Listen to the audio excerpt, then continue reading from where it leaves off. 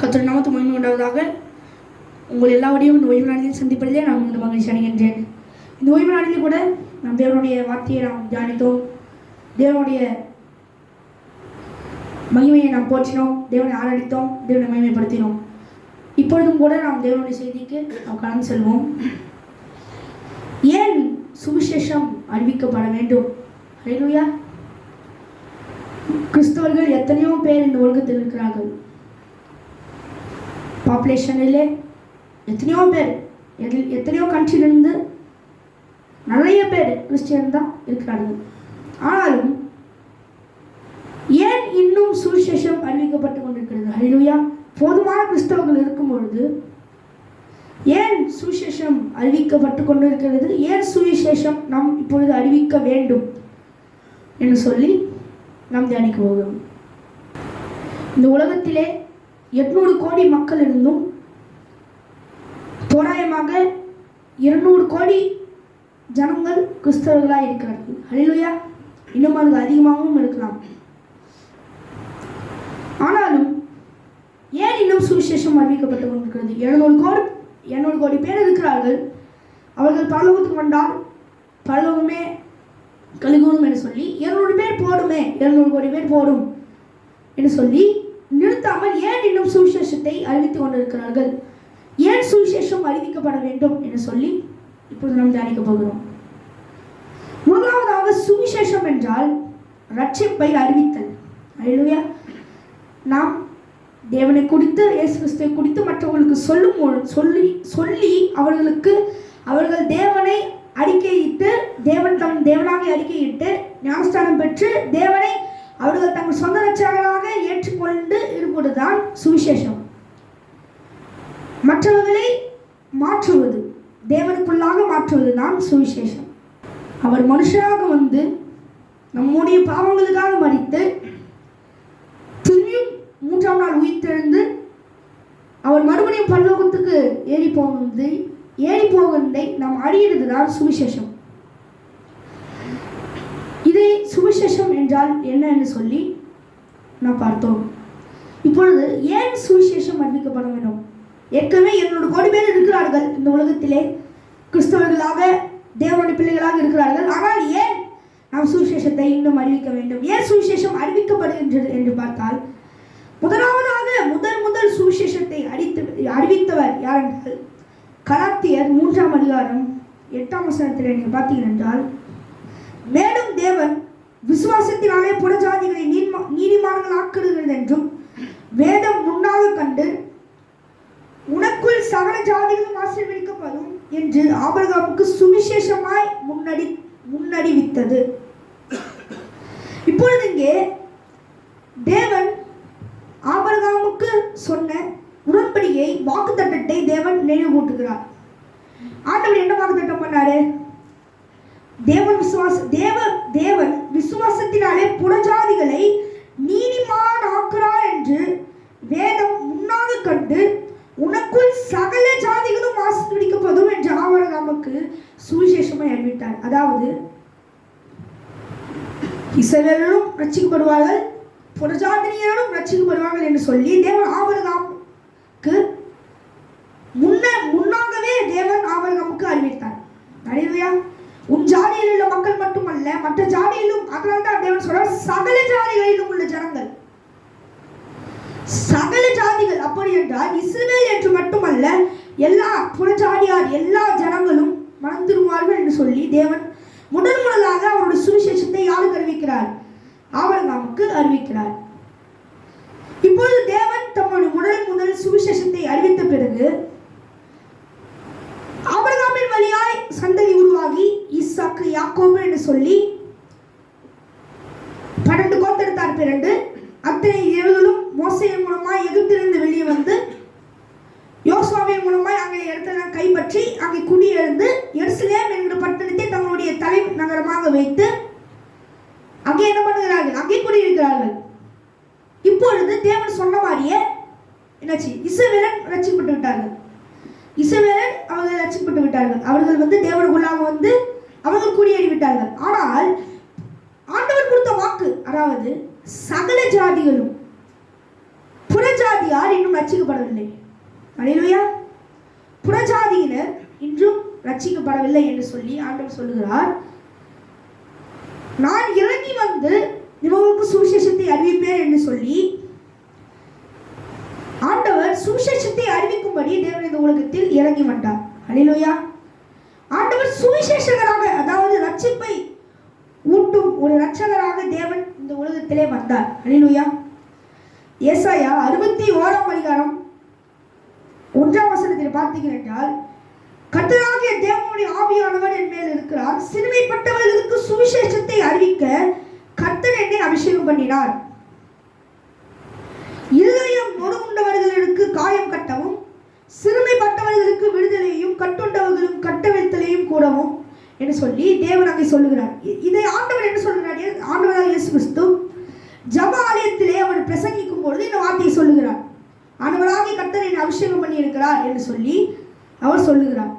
அப்பொழுது ஆண்டவர் என்ன எப்படி வந்தாரு? மொத்தம் 2 வகையாக வந்தார். ஒன்று சுவிசேஷகராக வந்தார், இன்னொன்று நம்முடைய பாவங்களை நீக்கும் இரட்சகராக வந்தார். அல்லேலூயா. ஆண்டவர் வந்ததுக்கு மொத்தம் 2 நோக்கம் இருக்கிறது. ஒன்று, நம்முடைய பாவங்களை இருந்து மாற்றி தேவனிடத்தில் நம்மை சேர்த்துக் கொள்ளும்படி வந்தார். இரண்டாவதாக, நம்மேல் இருக்கும் பாவங்களை தூக்கி சிலுவையின் மேல் சுமந்து அதை ஜெயிக்கும்படி தேவன் இந்த பூமிக்கு மனுஷனாக பிறந்து வந்தார். இப்பொழுது தேவன் சுவிசேஷத்தை அறிவிக்கும்படி இந்த உலகத்துக்கு வந்தார். அப்பொழுது தேவன் என்ன பண்ணுகிறார்? சீஷர்களை கண்டுபிடிக்கிறார். பேதுரு, யோவான், மார்க்கு, மத்தேயு, பர்த்தலமேயு, தீமோத்தேயு, இப்படியெல்லாம் நிறைய சீஷர்களை அவர் என்ன பண்ணுகிறார்? கண்டுபிடிக்கிறார். இப்படி எல்லா சீஷர்களையும் கண்டுபிடித்து அவர்களை சேர்த்து ஒன்று சேர்த்து 60 பேர் இருக்கிற இதை 2 பேராய் பிரித்து என்ன பண்ணுகிறார்? தேவன் கிராமங்களுக்கு சுவிசேஷத்தை அறிவிக்க அனுப்பி விடுகிறார். அவர்களுக்கு கட்டளை, அந்த அதிகாரத்தை கொடுக்கிறார். மார்க்கு 16:15 நீங்கள் பார்த்தீர்கள் என்றால், தேவன் அவர்களுக்கு அந்த கட்டளையை கொடுக்கிறார். நீங்கள் போய் இந்த இவங்களுக்கு பிரசங்கியுங்கள் என்று சொல்லி மார்க்கு 16:15 சொல்கிறார். கடைசி அதிகாரத்திலே பின்பு அவர் அவர்களை நோக்கி, நீங்கள் உலகமெங்கும் போய் சர்வ சிருஷ்டிகளும் சுவிசேஷத்தை பிரசங்கியுங்கள். அதாவது ஆண்டவர் சொல்கிறார், நீங்கள் இந்த உலகம் எல்லாவற்றிலும் போய் சர்வ சிருஷ்டிக்கும், அதாவது இங்கிருந்து புறஜாதியாருக்கு மட்டுமல்ல, இந்த உலகத்தில் இருக்கிற எல்லா ஜனங்களுக்கும் அந்த சுவிசேஷத்தை கொண்டு போங்கள் என்று சொல்லி தேவன் பரலோகத்துக்கு எடுத்துக்கொள்ளுவதற்கு முன்பாக தேவன் சீஷர்களுக்கு கட்டளை கொடுக்கிறார். இப்போது அந்த கட்டளை பெற்ற பிறகு என்ன பண்ணுகிறார்கள்? பெந்தெகோஸ்தே என்னும் நாளிலே எல்லாரும் ஒன்று கூடி ஜெபித்துக் கொண்டிருக்கும் பொழுது தேவனுடைய ஆவியை பெறுகிறார்கள். அப்பொழுது அவர்கள் என்ன பண்ணுகிறார்கள்? பிரிந்து நாடுகளுக்கெல்லாம் போய் தேவனுடைய சுவிசேஷத்தை அறிவித்து அவர்களை மனம் திரும்ப வைக்கிறார்கள். இப்பொழுது இந்த உலகத்தை சுவிசேஷம் அறிவிக்கும்படி தேவன் மாற்றிவிட்டார். இப்பொழுது புறஜாதியாருக்கு சுவிசேஷம் போகிறது. இப்பொழுது புறஜாதியார் சுவிசேஷத்தை சில பேர் அங்கீகரிக்கிறார்கள், சில பேர் மறுதளிக்கிறார்கள். இப்படி அவர்கள் 2க்கும் 1க்கும் நடுவே போராடி கொண்டிருக்கிறது போல அவர்கள் போராடி கொண்டிருக்கிறார்கள்.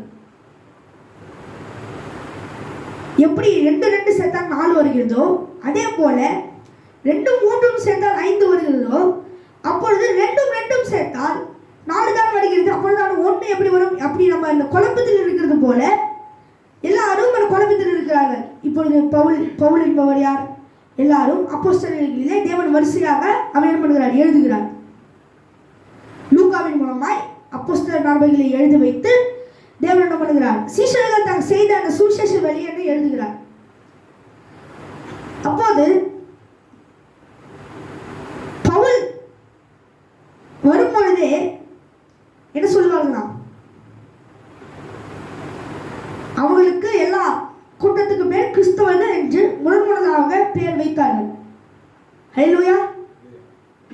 உலகத்தை கலக்குகிறவர்கள் என்று சொல்லி அவர்களுக்கு வேலை வைத்தார்கள். இப்பொழுது இருந்தும் ஒரு இடத்தில் கொலையும் நடந்து கொண்டிருக்கிறது, இன்னொரு சந்தோஷம் போய் கொண்டிருக்கிறது. இப்பொழுது சுவிசேஷம் எல்லா இடத்திலும் அறிவிக்கப்படுகிறது. அப்பொழுது சுவிசேஷத்தை அறிவித்த ஜனங்கள், சுவிசேஷத்தை அறிவித்த சீடர்கள் சாவுக்கும் முற்பட்டு சில பேர் இரண்டும் இருக்கிறார்கள், நிறைய பேர் சாவடிக்கப்பட்டிருக்கிறார்கள். சீஷர்களிலேயே இயற்கையான மரணத்தை அடித்த ஒரே ஒரு சீஷர் யாருன்னா யோவான். இவர்தான் எல்லா உபத்திரவம் எல்லாவற்றையும் கடந்து பத்மு தீவிலே வெளிப்படுத்தின விசேஷத்தை எழுதிவிட்டு அவர் இயற்கையான மரணத்தை அடைகிறார். அப்பொழுது அங்கே ஆண்டவர் சொல்லுகிறார், சுவிசேஷம் எல்லாருக்கும் அறிவிக்கப்பட வேண்டும் சொல்லி. இப்போது சீஷர்கள் மறித்து விட்டாலும் சுவிசேஷம் அங்கு இன்னும் இருக்கிறது. அப்பொழுது பவுல் சொல்லுகிறார், அவர் சுவிசேஷத்துக்கு என்ன பண்ணார், அனுப்பப்பட்டார். ஹல்லேலூயா. சுவிசேஷம் பிரசங்கிக்கப்பட வேண்டும், சுவிசேஷத்தை நாம் இது பண்ண வேண்டும் என்று சொல்லி தேவனாகிய கர்த்தர் வரும் வழியிலே அவளை கண்டு அவளை சந்தித்து தேவனம் பண்ணார். அவருடைய கண்களை டெம்பரவரியா குருடாக்கி அனனியா என்பவர் மூலமாய் அவன் கண்ணை திறந்து மறுபடியும் என்ன பண்ணார், அவருக்கு கண் பார்வையை கொடுத்து திரும்பியும் அவன் தன்னுடைய ஊழியக்காரனாக மாற்றினார். இப்பொழுது பவுல் அங்கிருந்து ஊர்களுக்கு சென்று சுவிசேஷத்தை அறிவிக்க போகிறார். இப்பொழுது எல்லா சிஷ்யர்களுக்கும் எப்படி உபத்திரவம் ஒரு பாடு வருகிறதோ அதே போல பவுலுக்கும் வருகிறது. ஹல்லேலூயா.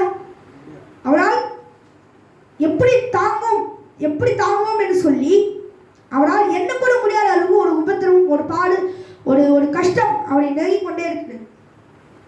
1 கொரிந்தியர் 9ஆம் அதிகாரம் 16ஆம் வசனத்திலே, சுவிசேஷத்தை நான் பிரசங்கித்து வந்தும் மேன்மை பாராட்ட எனக்கு இடமில்லை, அது என் மேல் விழுந்த கடமையாய் இருக்கிறது, சுவிசேஷத்தை நான் பிரசங்கியாதிருந்தால் எனக்கு ஐயோ. அப்பொழுது பவுல் அந்த உபத்திரவத்தில் இருக்கும் பொழுதும் சொல்லுகிறார், சுவிசேஷம்ங்கிறது எனக்கு கொடுக்கப்பட்ட கடமை, நான் மற்றவங்களுக்கு தெரிவிக்க வேண்டும், இல்லை என்றால் எனக்கு ஐயோ என்று சொல்லுகிறார். அப்பொழுது சீஷர்கள் சுவிசேஷம் அறிவிக்கிறதை அதை ஒரு ஜாபாக செய்யவில்லை, அதை அவர்கள் கடமை என்று செய்தார்கள். ஹல்லேலூயா. அது அவர்கள் பொறுப்பு, அவர்கள் அதற்காக தான் பிறந்திருக்கிறார்கள் என்று சொல்லி அந்த ஒரு நோக்கத்தோடு செய்தார்கள். அதனாலே தான் புறஜாதியார் மத்தியிலும் சுவிசேஷம் அறிவிக்கப்பட்டது.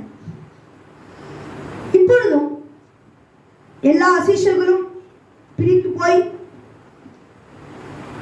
சுவிசேஷத்தை அறிவித்து புறஜாதியார் நிறைய பேர் கிறிஸ்தவர்களானாங்க. இப்பொழுதும் பவுல் காவலில் வைக்கப்படுகிறார். ஹல்லேலூயா. எப்படி உபத்திரவம் வருகிறதோ, எப்படி துன்பம் வருகிறதோ அதே போல ஆண்டவர் சொல்கிறார், அது முன்னாலே சொல்லிவிட்டார். அவர் சாகிறதுக்கு அவர் கொலை செய்யப்படுவதற்கு முன்னாலே சொன்னார், உங்களுக்கு உபத்திரவம் இருக்கும் என்று சொல்லி அவர்களுக்கு சொல்லுகிறார், சீஷர்களுக்கு. அதே போல நிறுத்தினார்கள், ஆலய சங்கடத்துக்கு முன்பாக நிறுத்தினார்கள், அடித்தார்கள், எவ்வளவோ செய்தார்கள். ஆனாலும் அவர்களுடைய அந்த நம்பிக்கை, அந்த விசுவாசத்தை குறைக்க முடியவில்லை. அப்பொழுது பவுல் எழுதுகிறார், அவருடைய மகனுக்கு தீமோத்தேயுவுக்கு எழுதுகிறார். 1 தீமோத்தேயு 4ஆம் அதிகாரம் 5ஆம் வசனத்துக்கு எழுதுகிறார், அது தேவ வசனத்தினாலும் ஜபத்தினாலும் பரிசுத்தமாக்கப்படும், அது தேவ வசனத்தினாலும் ஜபத்தினாலும் பரிசுத்தமாக்கப்படும். இவைகளை நீ சகோதரருக்கு போதித்து வந்தால் விசுவாசத்துக்குரிய வரத்தையும் நீ அனுசரித்த போதகத்தில் தேறியவனாகி இயேசு கிறிஸ்துவுக்கு நல்ல ஊழியக்காரனாய் இருப்பாய். அப்போது பவுல் தீமோத்தேயுவுக்கு சொல்கிறார், நீ சுவிசேஷத்தை நீ போதித்து வந்தால் நீ தேவனுக்கு நல்ல ஊழியக்காரனாய் இருப்பாய், இல்லைன்னா நீ கெட்ட ஊழியக்காரன் என்று சொல்கிறார். அப்போது சுவிசேஷம் அறிவிக்கிறது என்பது தேவன் இறங்கி வந்த முதல் கோல் மட்டுமல்ல, தேவன் இறங்கி வந்த நோக்கம் மட்டுமல்ல, அவர் சீஷர்களுக்கு வைத்து போன கட்டளையாயிருக்கிறது. ஹல்லேலூயா. இப்பொழுது புறஜாதியராக நாம் மாற்றப்பட்டிருக்கிறோம், இருந்தோம். இப்பொழுது நாம் தேவனுடைய ரத்தத்தினாலே பரிசுத்தமாக்கப்பட்டு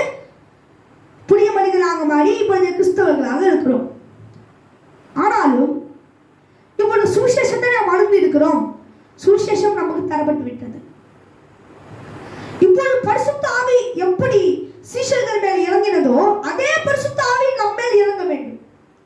ஹல்லேலூயா. அடேவா, சீஷர்கள் மேல் இறங்கின பரிசுத்த ஆவி நம்ம மேல் இறங்கினால்தான் நாம் பரிசுத்தமாக இருக்க முடியும். அந்த சுவிசேஷத்தில் நாம் நிலைநிற்க முடியும். இல்லை என்றால் காத்தாடி போல பறந்து போய் விடுவோம். எறும்பு போல கட்சி துணிட்டு எறும்புடி போட்டோடனே ஓடி ஓடி ஒளிகிற எறும்பு மாதிரி ஒரு சின்ன ஒரு பாடு வந்தா ஓடி ஓடி ஒளிகிற மக்களாய் மாறி விடுவோம். அப்பொழுது நாம் அந்த பரிசுத்த ஆவியை நாம் பெற்றுக்கொள்ள வேண்டும்.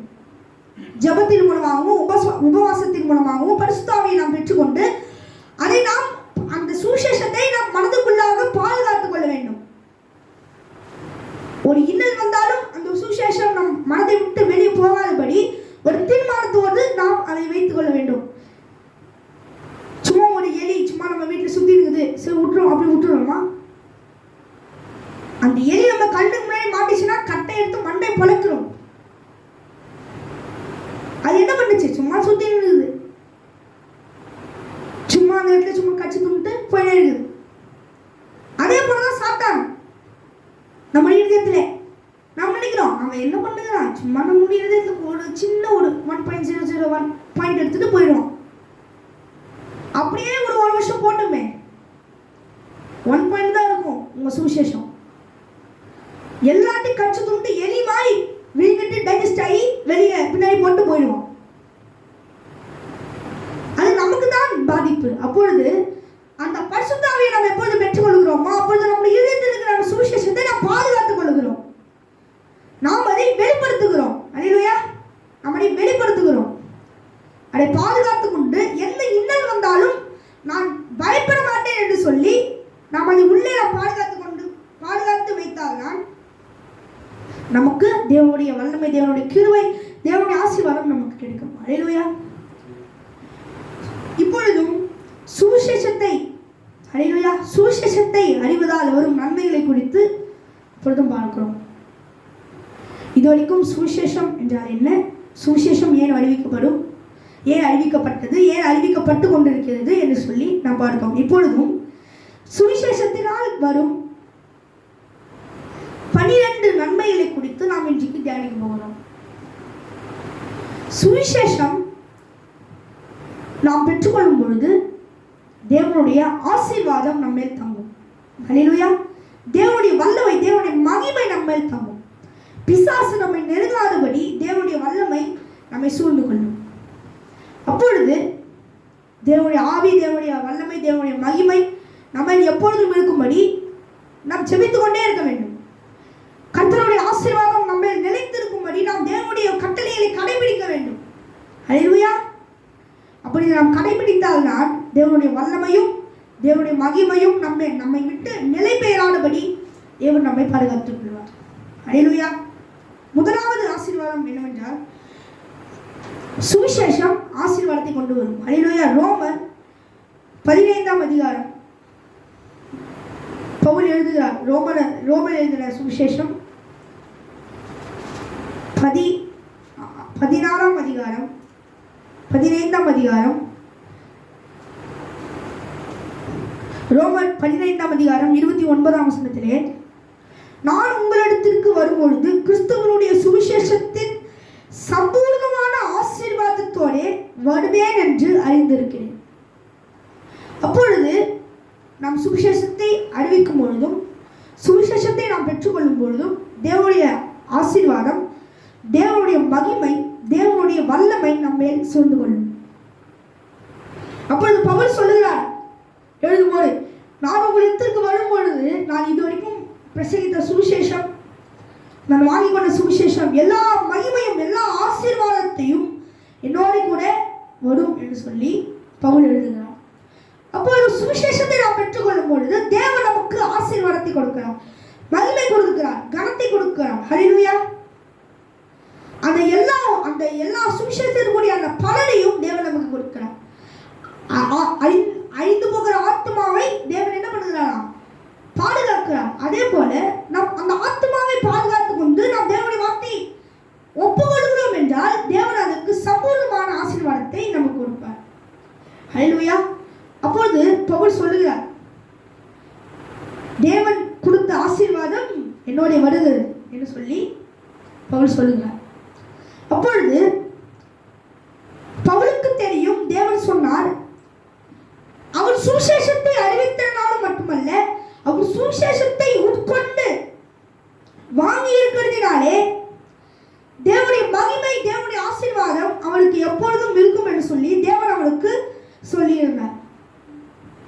அது மட்டுமில்லை, அவர் எங்கே போனாலும் அல்லேலூயா அவருக்கு சுகமாக்கும் வரத்தை கொடுத்திருந்தார், அவருக்கு நல்லா பேசும் திறனை கொடுத்திருந்தார், அவருக்கு பிசாசை ஓட்டும் வரத்தை கொடுத்திருந்தார். அல்லேலூயா.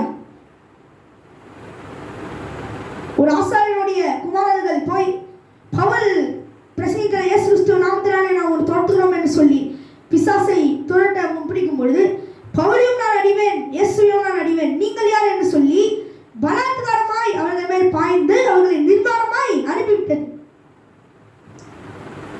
அப்பொழுது யாராலும் இருக்க முடியாத ஒரு அந்த வல்லமையை தேவன் பவுலுக்கு கொடுத்திருந்தார். அப்போது சுவிசேஷத்தை அறிவிக்கிறதினாலே தேவன் கொடுக்கிற வல்லமை, தேவன் கொடுக்கிற மகிமை, தேவன் கொடுக்கிற வல்லமை மிகவும் மிகவும் பெரிதா இருக்கும். அல்லேலூயா. அப்பொழுது அந்த சுவிசேஷத்தை நாம் உட்கொள்ள வேண்டும், அதை நாம் நமக்குள்ளே அதை பாதுகாக்க வேண்டும். எப்படி பாதுகாக்க வேண்டும்? பரிசுத்த ஆவியினாலே வரும் வல்லமை, பரிசுத்த ஆவியினாலே வரும் நமக்கு கிரியைகள், பரிசுத்த ஆவியினாலே நாம் பெற்றுக்கொண்ட அனைத்து கிரியைகளையும் நாம் உள்ளே நாம் வைத்து பண்ண வேண்டும். இரண்டாவதாக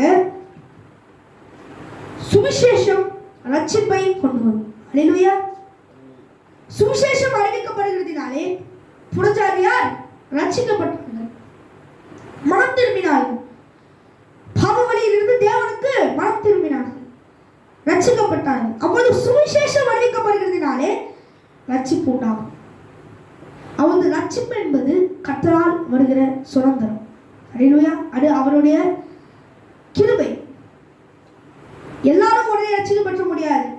கல்லான மனதை இரளாக மாற்றினால்தான், கல் போல இருக்கிற அந்த நெஞ்ச பஞ்சு மிட்டாய் மாதிரி நல்லா சாஃப்டா மாத்தினாங்க. சுவிசேஷம் அவர்கள் காதில் விழும்போது மனம் திரும்புவார்கள், இல்லை என்றால் மனம் திரும்ப நோ சான்ஸ். அப்பொழுது ரட்சிப்பு என்பது தேவன் கொடுத்த வரம். எல்லாருக்கும் ரட்சிப்பு வராது. அல்லேலூயா. தேவன் தெரிந்து கொண்டவர்களுக்கு மட்டும்தான் ரட்சிப்பு வரும். அல்லேலூயா. தேவன் யாரை முன்குறித்தாரோ, தேவன் யார் பரலோகத்துக்கு வர வேண்டும் என்று நினைக்கிறாரோ அவர்களுக்கு தான் ரட்சிப்பு என்கிறது அவர்களுக்கு காதில் விழும். மற்றவர்களுக்கு அது ஒரு ஏதோ ஒரு பைத்தியக்காரன் பேசுகிறது போல இருக்கும். அல்லேலூயா. அப்பொழுது ரட்சிப்பை நாம் வாங்கிவிட்டோம், இப்பொழுது நாம் கிறிஸ்தவனாக இருக்கிறோம் என்றால் அந்த ரட்சிப்பு நம்ம நிலைநிறுத்திருக்கும்படி நாம் பரிசுத்தமாக இருக்க வேண்டும். அல்லேலூயா.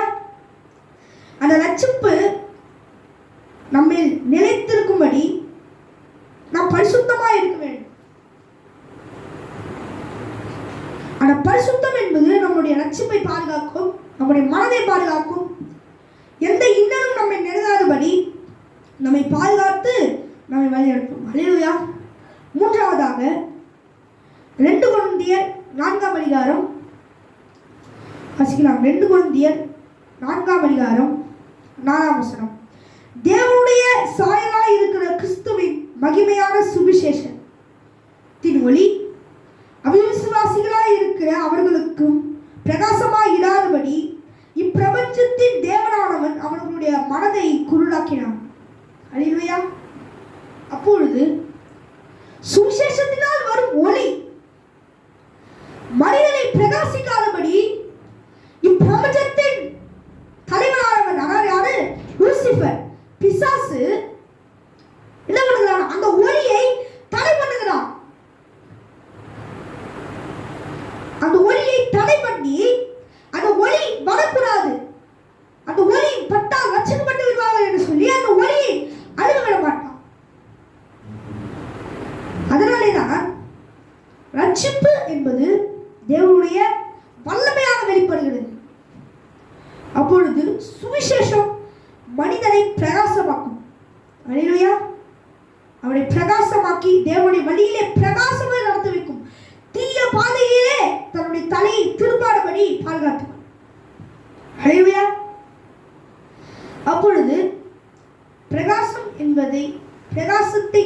பார்த்தோம் என்றால் முதலாவதாக நமக்கு ஞாபகம் வருவது தேவனாகிய இயேசு கிறிஸ்து.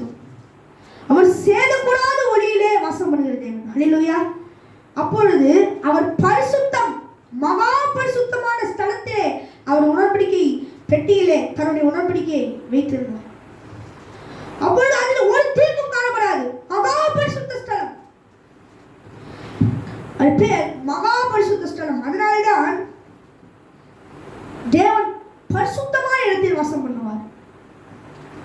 பரிசுத்தம் எங்கே இருக்கிறதோ அங்கே தேவன் இருப்பார். பரிசுத்தம் எங்கே இல்லையோ அங்கே தேவன் இருக்க மாட்டார். ஹல்லேலூயா. நான்காவதாக கொலோசியர் 1:22 நீங்க பார்த்தீங்க என்றால், நீங்கள் கேட்ட சுவிசேஷத்தினாலே உண்டாகும் நம்பிக்கையை விட்டு அசையாமல் ஸ்திரமாயும் உறுதியாயும் விசுவாசத்திலே நிலைத்திருப்பீர்களானால் அப்படி ஆகும். இந்த சுவிசேஷம் வானத்தின் கீழே இருக்கிற சகல சிருஷ்டிகளுக்கும் பிரசங்கிக்கப்பட்டு வருகிறது. அதற்கென்றே பவுலாகிய நான் ஊழியக்காரனானேன். ஹல்லேலூயா. பவுல் சொல்லுகிறார், இப்பொழுதும் சுவிசேஷம் பிரசங்கப்பட்டு கொண்டு வருகிறது. அப்பொழுது சுவிசேஷம் நம்பிக்கை கொண்டு வரும். எதுவுமே நம்பவே முடியல, கான்ஃபிடன்ஸே இல்லை அப்படின்னா சுவிசேஷம் நம்பிக்கையை நமக்கு தரும். ஹல்லேலூயா. தேவனாகிய கர்த்தர் நமக்கு யாரா இருக்கிறாரா? நம்பிக்கையா இருக்கிறார். அவரை நாம் என்ன பண்ணுவோம்? நம்பிக்கையாய் தேவன் ஒருவர் இருக்கிறார் என்று சொல்லி நம்பிக்கையோடு நாம் தேவனை ஆசரித்து தேவனுடைய அந்த ரட்சிப்பை ஏற்றுக்கொள்ளும் பொழுது தேவனுடைய வல்லமை, தேவனுடைய நம்பிக்கை நம்மை சூழ்ந்து கொள்ளும். ஹல்லேலூயா. அப்பொழுது சுவிசேஷம் நம்பிக்கையை கொண்டு வரும். அப்பொழுது சாத்தான் என்ன பண்ணுவான்? அந்த நம்பிக்கையை கொஞ்சம் கொஞ்சமா என்ன பண்ணுவான்? ஸ்டாப் போட்டு உறிஞ்சிடுவான். ஆப்பிள் ஜூஸ் குடிக்கிற மாதிரி ஸ்டாப் போட்டு உறிஞ்சிடுவான். இன்னும் நம்ம ரட்சிக்கப்படல, லைட்டா சும்மா தான் உள்ள வந்திருக்கோம் என்றால் லெமன் ஜூஸ் குடிக்கிறது போல தண்ணி மாதிரி ஒரே ஒரு வாயில இழிஞ்சிருவான். ரட்சிக்கப்பட்டு ஓரளவு நல்லா இருக்கணும்னா உடனே அவனால நம்முடைய உள்ள இருக்கிற அந்த பரிசுத்தத்தை எடுத்து விட முடியாது. கொஞ்சம் கொஞ்சமா ஒரு பிஸ்கெட்டை எறும்பு பக்கத்தில் வச்சு அப்படியே கொஞ்சம் கொஞ்சமா கச்சு ஃபுல்லா காலி பண்ணுதோ, அதே போல சாத்தான் கொஞ்சம் கொஞ்சமா நம்ம இடத்துல இருக்கிற பரிசுத்தத்தை என்ன பண்ணுவான்? கொஞ்சமா வெளியே வந்து வைப்பான். கொஞ்சம் கொஞ்சமா உள்ள இருக்கிற எல்லா பரிசுத்தையும் எடுத்து பாவத்தை உள்ள விட்டு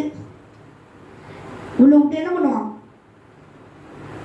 பரிசுத்தத்தை கருத்து விட்டு கடைசியில எல்லாத்தையும் முடிச்சுட்டு என்ன பண்ணுவான்? அவனுடைய பிள்ளையா தூக்கி வச்சிருவான் மடியில. அவன் ஃபர்ஸ்ட் மடியில தூக்கி வைக்க மாட்டான், அவன் எடுத்து பாரதத்தை தூக்கி போட்டுருவான்.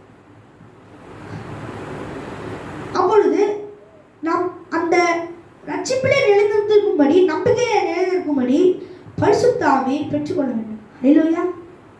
ஞானஸ்தானம் பெறும்பொழுது பரிசுத்த ஆவியானவர் நம் மேலே இறங்குவார்.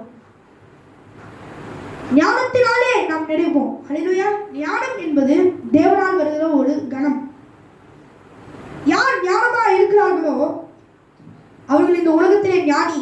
ஆல்பர்ட் ஐன்ஸ்டைன் தான் இவ்வளோ பெரிய, ஐசக் நியூட்டன் தான் அவ்வளோ இந்த உலகத்திலே தத்துவ ஞானி, அவங்க தான் அவ்வளோ பெரிய ஐக்கியம் வச்சிருக்காங்கன்னு சொன்னி இல்லை. ஆனால் நாம் பரலோகத்திலே பார்த்தோம் என்றால் யாரும் ஞானியும் அல்ல, யார் அடி ரொம்ப கம்மியாயும் அல்ல. தேவனை ஆராய்த்து தேவனை மகிமைப்படுத்தும் ஜனங்களாக நாம் அங்கே இருப்போம். ஹல்லேலூயா. நீதான் பெருசு, நான் தான் பெருசு, உங்க வீடு பெருசாகுது, என் வீடு சின்னதாகுது அப்படின்னு சொல்லிட்டு அங்கே குறை கண்டுபிடிக்கிற மாதிரி ஒன்று கூட இருக்காது. ஹல்லேலூயா. தீங்கு செய்யும் ஒரு விளைவும் அங்கே இருக்காது. ஒன்று குறைவா இருக்கு அப்படின்னு ஒண்ணுமே இருக்காது. ஹல்லேலூயா. ஒன் இஸ் மிஸ்ஸிங் அப்படின்னு சொல்லிட்டு ஒண்ணுமே காணாம போயிருக்காது. எல்லாமே இருக்கிறதை போல இருக்கிறவைகளை இருக்கிறதாக சொல்லுகிற தேவன் தான் நம்முடைய தேவன்.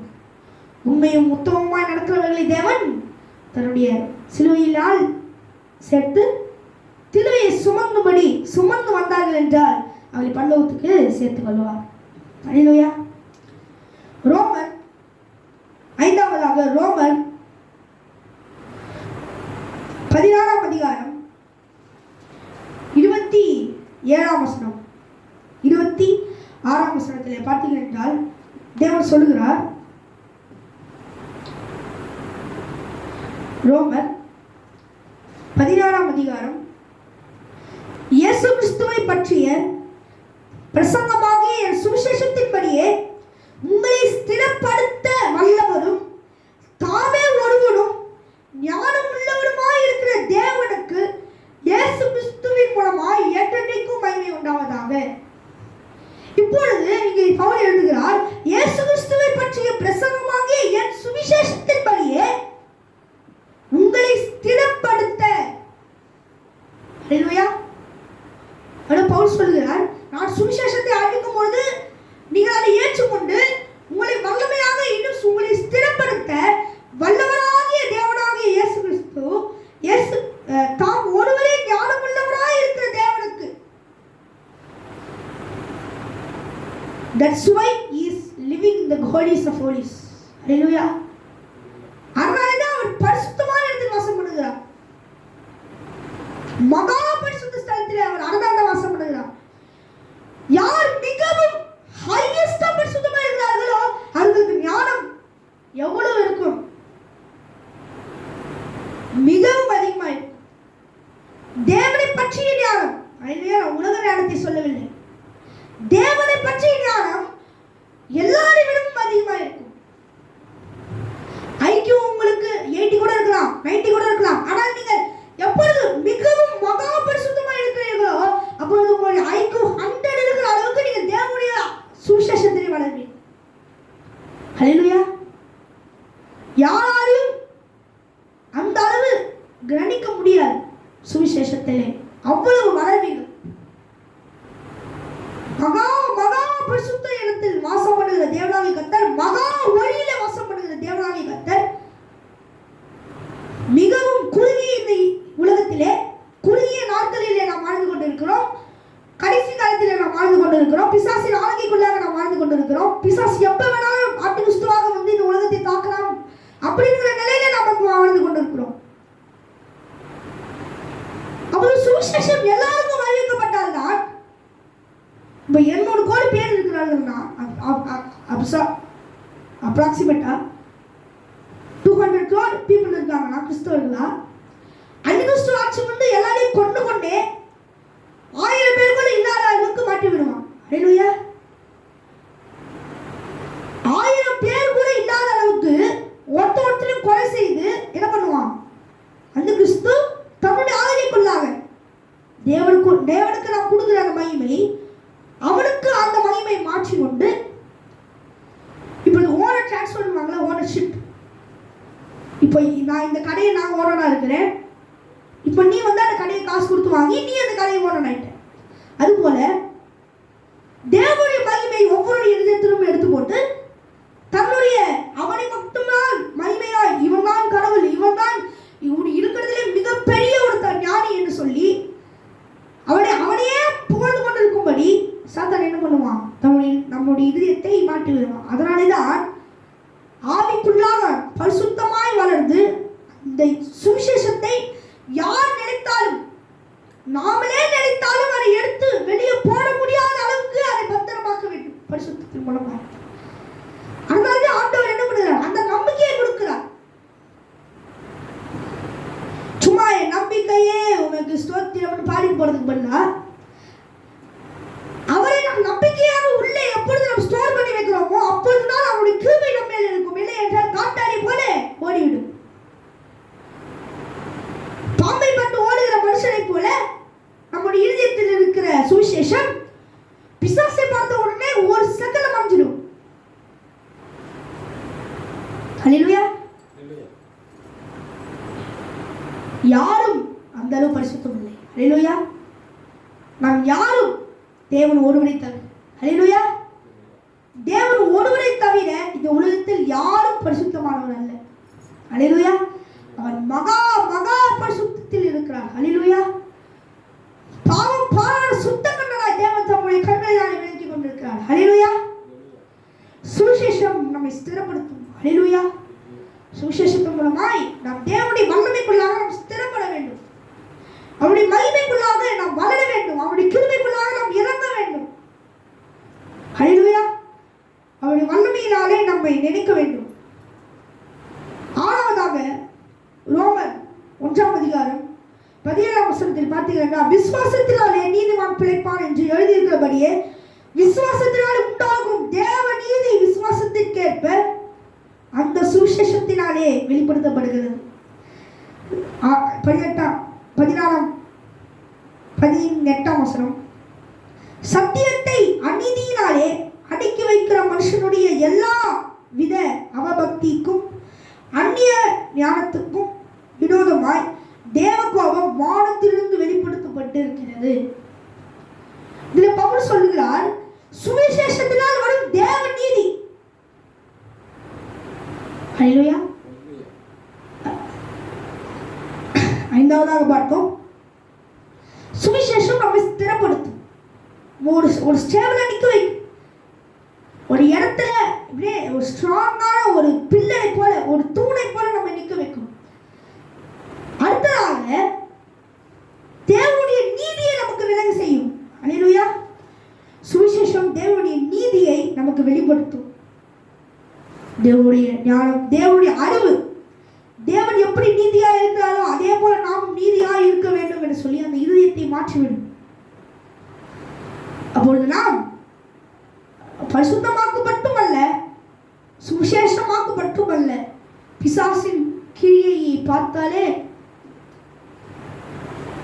கலதரிக்க ஓடாமல் நின்று கட்டளை கொடுத்து அழிக்கும் வல்லமையை, தேவனுடைய ஞானத்தை தேவன் நமக்கு கொடுப்பார். ஹல்லேலூயா. பேயை பார்த்தோடனே தலதரிக்க ஓடுகிறது போல நாம் பிசாசினுடைய கிரியைகளை பார்த்து ஓடக்கூடாது. ஹல்லேலூயா. பிசாசே நேர்ல வந்து லூசிபரை கொம்ப வச்சுக்கிட்டு நம்மளை மிரட்டாலும் நாம் அசையக்கூடாது. வெள்ளை கலர்ல வேஷம் போடுறது, தலைமுடி பிடிச்சு போட்டு வந்து நின்னாலும் பயப்படக்கூடாது. பயந்துட்டா போச்சு, நம்ம இருதயத்தில் இருக்கிற சுவிசேஷம் முடிஞ்சது. ஒரு நிமிஷத்துல எடுத்து போட்டுருவோம். அப்புறமா என்ன, நம்மளுடைய இருதயத்திலும் மட்டுமல்ல நம்மளுடைய சரீரமும் மறுக்கையா. இருதயத்தில் இருக்கிற அந்த ரட்சிப்பின் தலசீரா நீதியின் மார்வசம் எல்லாம் போயிடுச்சுன்னா, தேவன் நமக்கு கொடுத்த ஆவியின் பட்டயம் நம்ம கையிலிருந்து போயிடுச்சுன்னா அவ்வளவுதான். நம்ம சரீரம் மட்டுமில்லை, நம்மளுடைய ஜீவன் மறுக்கையா. It's over.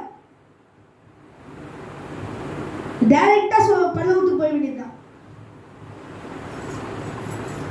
நாம் எப்பொழுது தேவனுடைய நீதியில வளர்ந்து தேவனுடைய ஞானத்தை கடை கொண்டு பரிசுத்தமா இருந்து தேவன் நமக்கு கொடுக்கிற ஒவ்வொரு பெஸ்ட் ஹெல்மெட் எல்லாத்தையும் நம்ம போட்டுக்கொண்டு கடைசியாக ஆவியின் பட்டயத்தை பிடித்து விட்டோம் என்றால்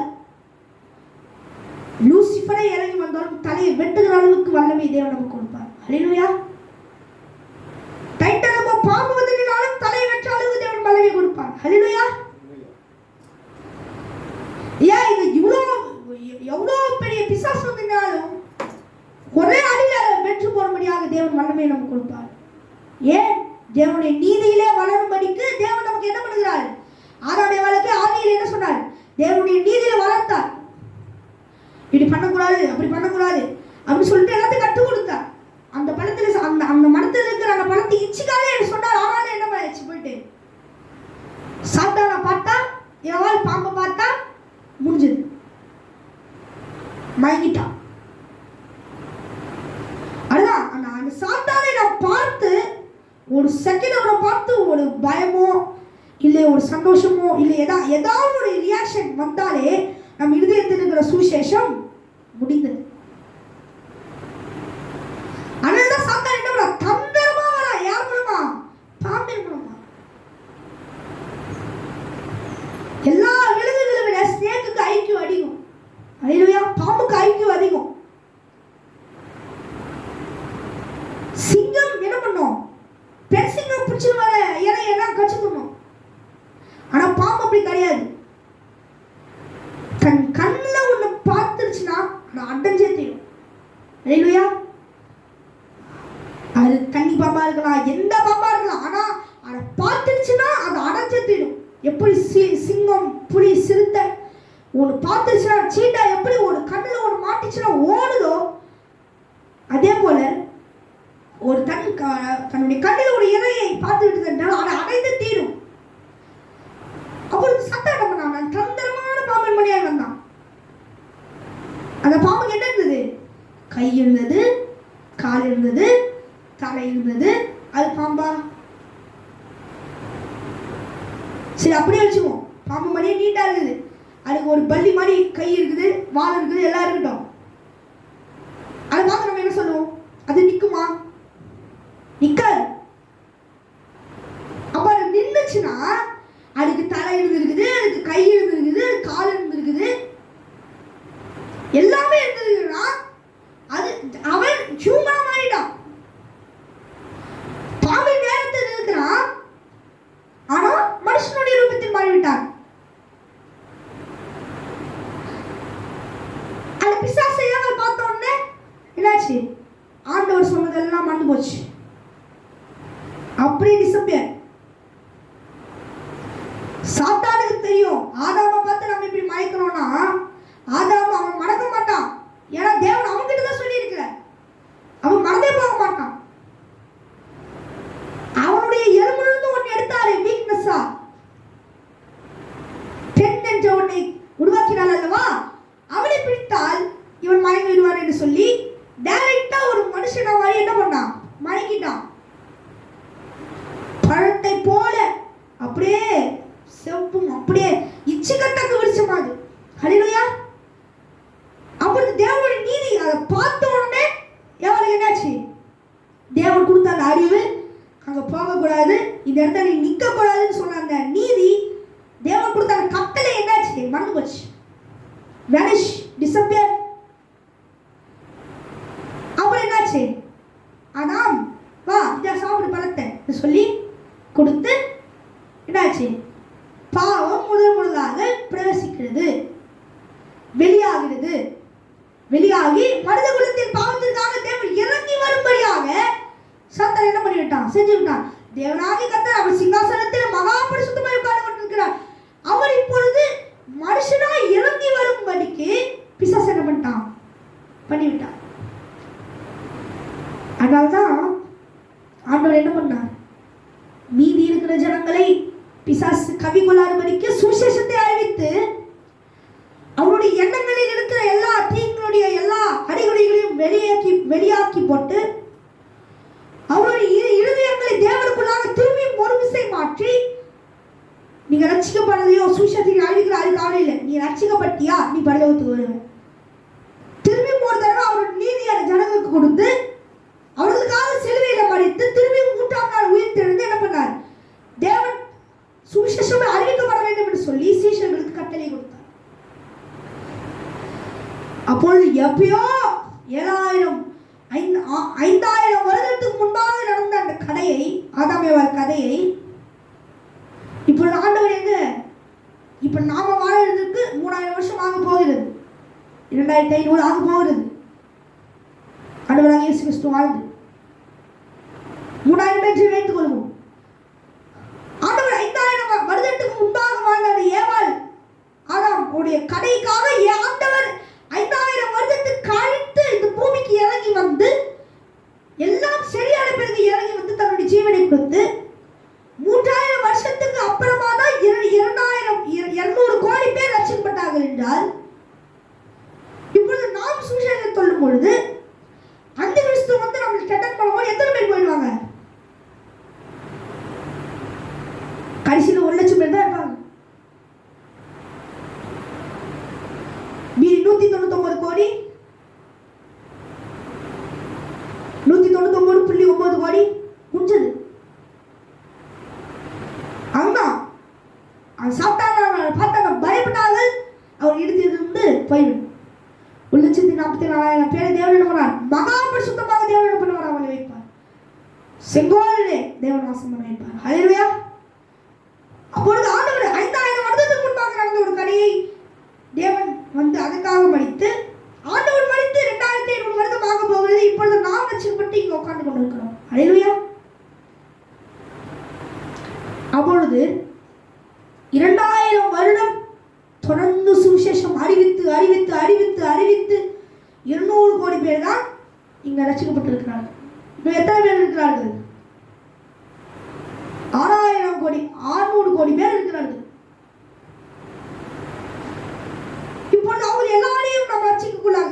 800 கோடி பேரையும் ரட்சிக்குள்ளாக கொண்டு வந்துட்டோம்.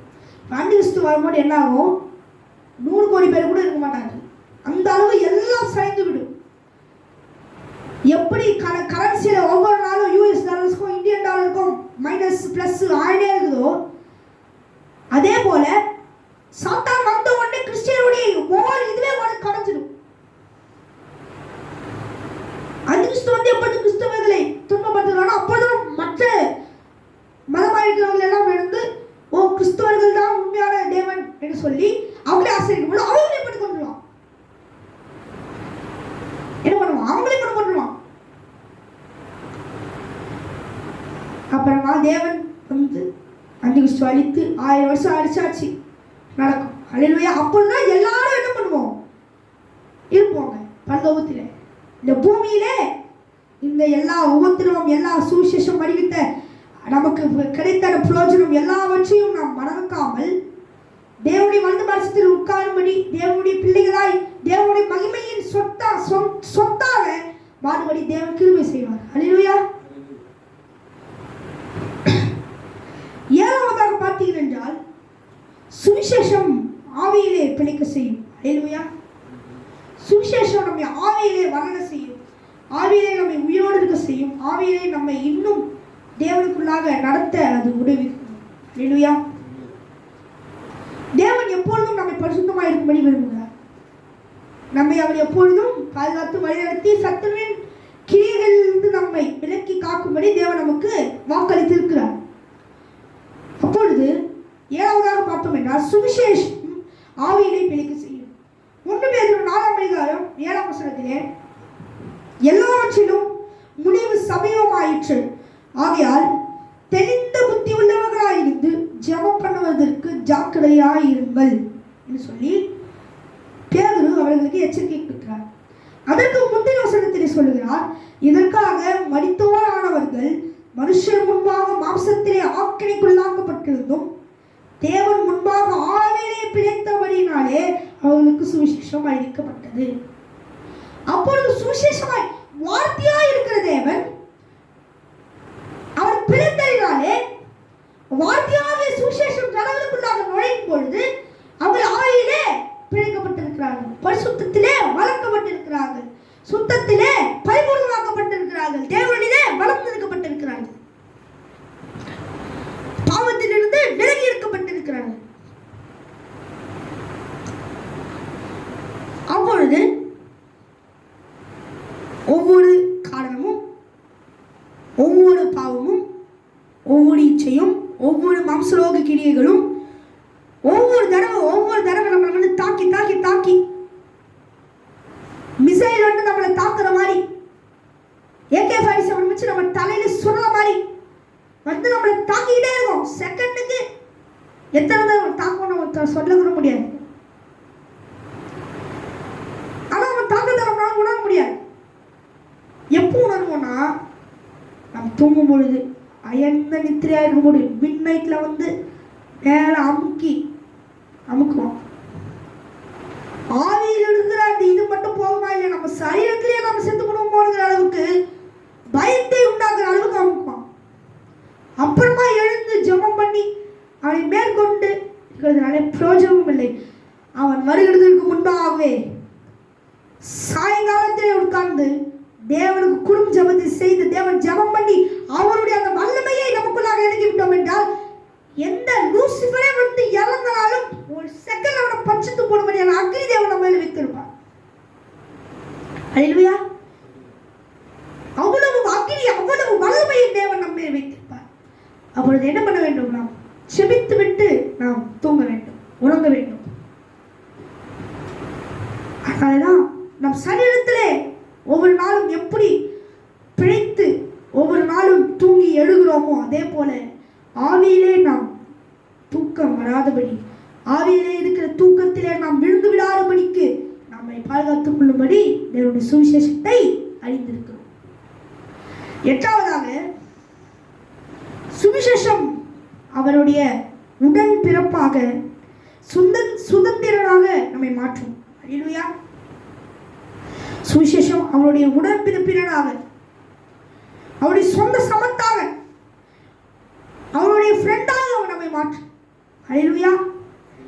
எபேசியர் 3ஆம் அதிகாரம் 3ஆம் வசனத்தை பார்த்தீர்கள் என்றால், அதென்னவெனில் புறஜாதிகள் சுவிசேஷத்திலே உடன் சுதந்திரருமாய் ஒரே சட்டத்துக்குள்ளானவர்களுமாய் கிறிஸ்துவுக்குள்ளே அவர் பண்ணின வாக்கு தத்தத்திற்கு உடன்படிக்கைகளுமாய் இருக்கிறார்கள் என்று இந்த ரகசியத்தை அவர் எனக்கு வெளிப்படுத்தி அனுபவித்தார். அப்பொழுது சுவிசேஷத்தை நாம் அடைகிறதுனாலே அவருடைய உடன் சுதந்திரராக, புறஜாதியார் எல்லாரும் உடன் சுதந்திரராக, பக்கத்து வீட்டுக்காரரும் அல்ல, அக்கத்து வீட்டுக்காரரும் அல்ல, முன்னாடி வீட்டுக்காரரும் அல்ல, பின்னாடி வீட்டுக்காரரும் அல்ல, நம்முடைய சொந்தக்காரராக தேவன் என்ன பண்ணாராம்? அவருடைய சொந்தக்காரராக தேவன் நம்ம என்ன பண்ணாராம்? மாற்றி விட்டார். அவருடைய சொந்தக்காரராக மாற்றிருந்ததுனாலே நாம் தேவனுடைய பிள்ளை என்று பெயர் வருகிறது. I am a cousin of God. நாம் தேவனுடைய சொந்தக்காரர் என்று சொல்லி சொல்லுகிற அந்த ஒரு ஸ்லாக்கியம் நமக்கு கிடைக்கும். ஹல்லேலூயா. ஒன்பதாவதாக சுவிசேஷம் பரிசுத்த ஆவியின் முத்திரையை ஏற்படுத்தும். ஹல்லேலூயா. நாம் சுவிசேஷத்தை எப்பொழுது அடைகிறோமோ அப்பொழுது பரிசுத்த ஆவியானவர் நம்ம ஒரு முத்திரையை போடுவார். எப்படி ஆதார் கார்டுல நம்ம வாங்கும்பொழுது நம்ம போட்டோ எடுக்கிறாங்களோ, இல்லை எலெக்ஷன்ல போய் ஓட்டு போடும்போது நம்ம கையில மார்க்கர் போட்டு கோடு போடுறாங்களோ, அதுபோல நாம் சுவிசேஷத்தை எப்பொழுது அறிவிக்கிறோமோ, சுவிசேஷத்தை எப்பொழுது நாம் பெற்றுக்கொள்கிறோமோ அப்பொழுது நமக்கு தேவன் முத்திரையை நமக்கு தருவார்.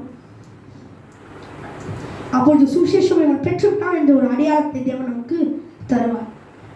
பத்தாவதாக சுவிசேஷம் நித்திய பலனை நமக்கு தரும். ஹல்லேலூயா. சுவிசேஷம் அறிவிக்கப்படும் பொழுது உபத்திரவம் வரும், பாடு வரும், எல்லா போராட்டம் வரும், பிரச்சனைகள் வரும், நிறைய உடல் சம்பந்தமான பிரச்சனைகள் வரும், கோபம் வரும், மனதில் நிம்மதி இருக்காது, யாராவது அடிக்கும்படியான கோபம், யாரையாவது கொண்டு கொல்லணுமான கோபம் வரும். ஏனென்றால் அப்போதுதான் நம் சுவிசேஷத்தை நாம் வாங்கி இருப்போம். தேவனுக்குள்ளாக நாம் வளர்ந்திருப்போம். இப்பொழுது சாத்தா என்ன பண்ணுவான்? தேவனால் எரிச்சலுள்ளதே. அப்பொழுது நம்ம இருதயத்தில் என்ன பண்ணுவோம்? ஒரு சமாதானத்தை இருக்க விடவே மாட்டோம். பரிசுத்த ஆவியானவரை பெற்றுக்கொள்ளவில்லை, இப்பொழுதுதான் சும்மா ரட்சிக்கப்பட்டு இப்பதான் ரைட்டா வந்து இருக்கிறேன்னா சாத்தான் ஈஸியா பிடிச்சிடுவான். லெமன் ஜூஸ்ல ஸ்ட்ரா போட்டு ஒரே இழுப்புல இழுத்து குடிச்சிடுவான். ஆப்பிள் ஜூஸ் மாதிரி ஸ்ட்ராவை எடுத்துட்டு குடிக்க மாட்டான். ஏன்னா அவ்வளவு திக்கா ஸ்ட்ரால வராது.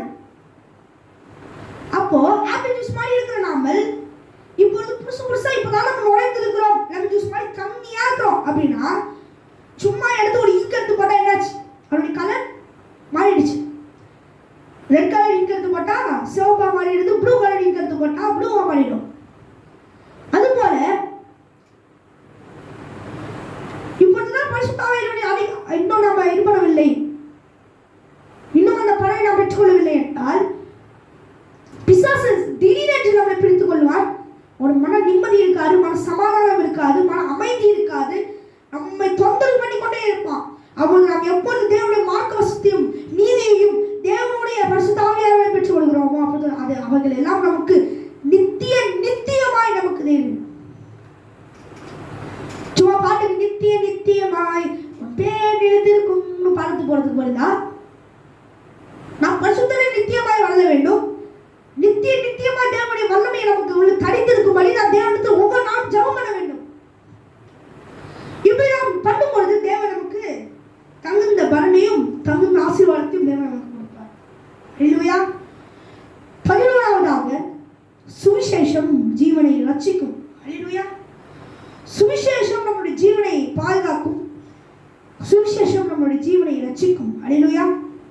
மார்க்கு 8ஆம் அதிகாரம் 35ஆம் வசனம் பார்த்தீர்கள் என்றால், தன் ஜீவனை ரட்சிக்க விரும்புகிறவன் அதை இழந்து போவான், என் நிமித்தம் சுவிசேஷ